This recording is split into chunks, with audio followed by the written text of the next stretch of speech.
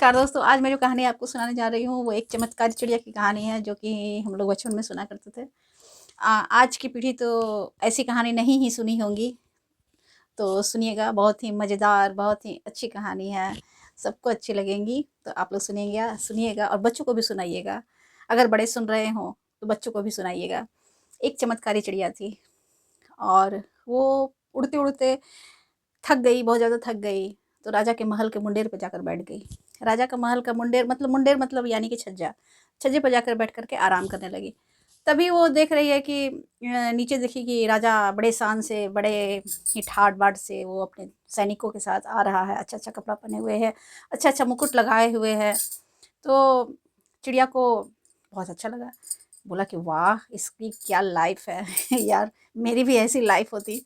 तो वो सोचने लगी, मैं भी इसके जैसा कपड़ा पहनूँगी, मैं भी इसी के जैसी रहूँगी, इसके तो बड़े ही ठाठ हैं। तो वो क्या की चिड़िया कि राजा का कुतरन जो होता है, जिससे कपड़े सिलवाए जाते हैं, वो दर्जी के पास ले गई और बोली कि मुझे राजा के जैसा सेम टू सेम कपड़ा मुझे सिल के दे दो। तो दर्जी सिल के दे दिया। दर्जी सिल के दे दिया तो वो पहन ली। पहन के दूसरे दिन जा कर के राजा के मुंडेर पे फिर से बैठ गई। राजा के सामने, जहाँ राजा बैठा था उसके ठीक सामने वो बैठ गई और उसको मुँह चिढ़ाने लगी राजा को कि तुम ही राजा नहीं हो, मेरे पास भी तुम्हारे जैसे कपड़े हैं, मेरे भी शान और शौकत हैं। तो राजा बोला कि अरे! ये तो बड़ी ढीठ चिड़िया है, ये मेरे ही कपड़े लेकर के, मेरे जैसे कपड़े पहनकर मेरे सामने बैठ कर के मुझे ही चिढ़ा रही है। तो वो अपने सैनिकों को बोला कि इसके कपड़े सारे उतरवा लो, ये तो बहुत ही ढीठ चिड़िया लग रही है। तो वो सैनिक लोग गए और चिड़िया से सारे कपड़े उसके ले लिए तो चिड़िया को गुस्सा आ रहा था। तो वो बोली कि भोजपुरी में ये था कहानी, इसलिए मैं सुना रही हूँ। तो कह रही तो वो कह रही है चिड़िया कि रजवा कंगाल भइल लुगा झुला ले लेलस, रजवा कंगाल भइल लुगा झुला ले लेलस। तो राजा बोला कि अरे! ये तो मैं राजा हूँ, मुझे कंगाल कह रही है। सैनिक इसके कपड़े दे दो। तो सैनिक लोग दे दिए कपड़े कि भाई तुम कंगाल मत कहो हमें। तो चिड़िया तो ढीठ थी और साथ-साथ चमत्कारी भी थी। तो वो बोली कि रजवा डेरा गइल लुगा झूला दे देलस, रजवा डेरा गइल लुगा झूला दे देलस। उसको बहुत ज़्यादा राजा को कहने लगी, चिढ़ाने लगी कि तुम डर करके हमको कपड़ा दे दिए, तुम डर गए हमसे। अब तो राजा को बहुत ही ज़्यादा गुस्सा आ गया। बोला कि सैनिक इसको पकड़ के ले आओ और इससे मैं काट-काट के पहले बनाऊँगा फिर खाऊँगा।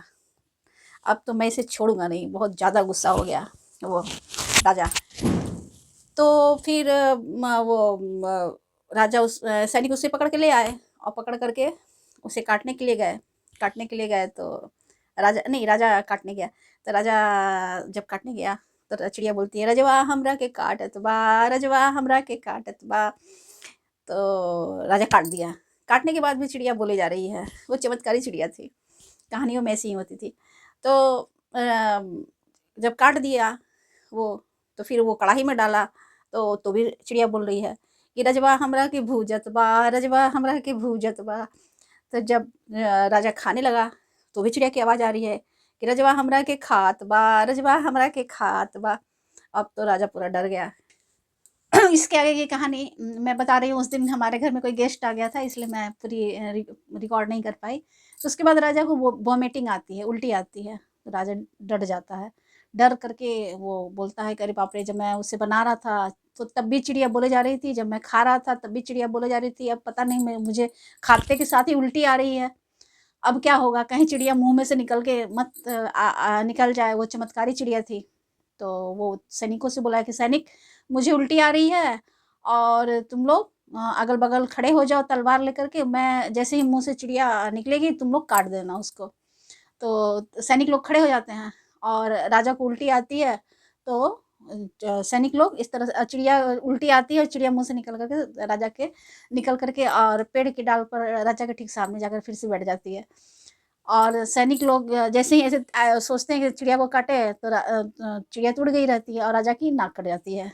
अब राजा की नाक से खून बहने लगता है। तो चिड़िया सामने जो बैठी हुई है पेड़ की डाल पर फिर से उसको राजा को चिढ़ाती है, हई देखा रजवा के लाल लाल नकिया, हई देखा रजवा के लाल लाल नकिया। और हम लोग खूब खुश होते थे तो आप लोगों को कैसी लगी ये कहानी अपने बच्चों को अवश्य सुनाइएगा। धन्यवाद।